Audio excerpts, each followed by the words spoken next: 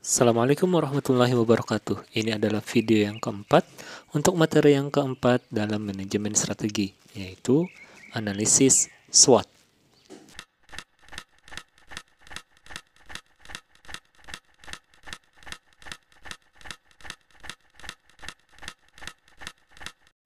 Analisis SWOT adalah alat yang mempertimbangkan kekuatan dan kelemahan perusahaan bersama dengan peluang dan ancaman yang ada di lingkungan perusahaan. Para eksekutif ini biasanya menggunakan analisis SWOT membandingkan faktor internal dan eksternal untuk menghasilkan ide tentang bagaimana perusahaan mereka ini menjadi lebih sukses.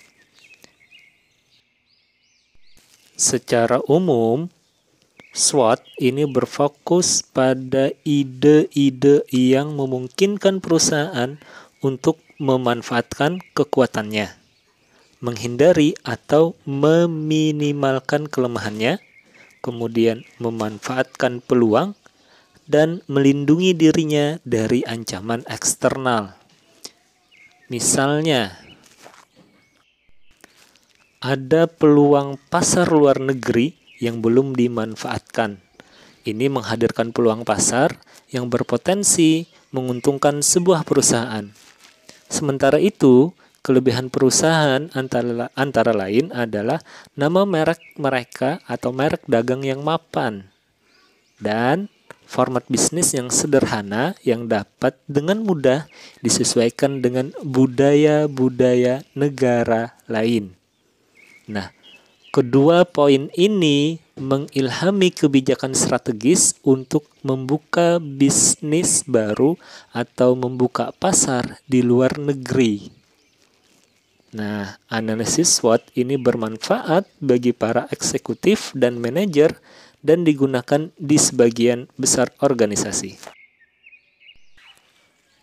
Pada saat melakukan analisis SWOT, ada perhatian penting yang harus diperhatikan oleh para eksekutif.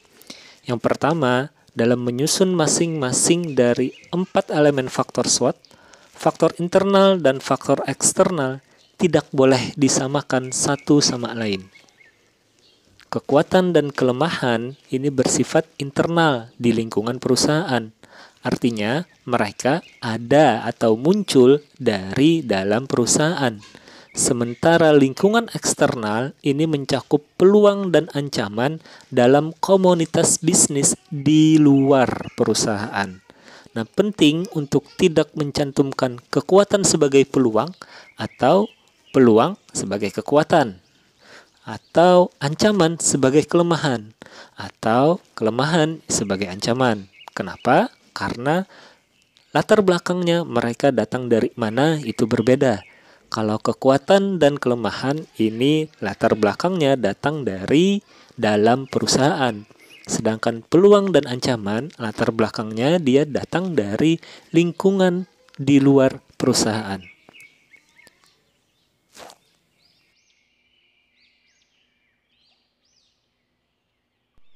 Hal yang kedua yang harus diperhatikan adalah peluang ini tidak boleh disamakan dengan gerakan strategis yang dirancang untuk memanfaatkan peluang tersebut.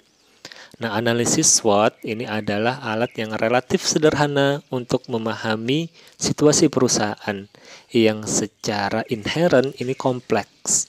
Akibatnya, SWOT ini lebih baik dipandang sebagai teknik untuk menghasilkan ide-ide kreatif, bukan sebagai metode yang ketat untuk memilih strategi.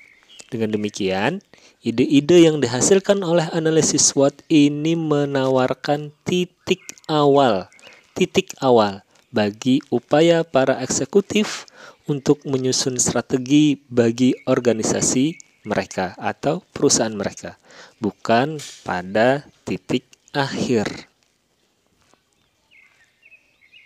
Selanjutnya, para eksekutif yang menggunakan analisis SWOT ini membandingkan kekuatan dan kelemahan internal dengan peluang dan ancaman eksternal untuk menghasilkan gagasan tentang bagaimana perusahaan bisa menjadi lebih sukses. Nah, ide-ide yang memungkinkan perusahaan untuk memanfaatkan kekuatannya menghindari atau menyelesaikan kelemahannya, memanfaatkan peluang, dan melindungi dirinya dari ancaman. Ini sangat membantu para eksekutif dalam menyusun strategi. Sampai di sini materi perkenalan tentang analisis SWOT. Jika video ini bermanfaat, silahkan share, like, dan subscribe channelnya.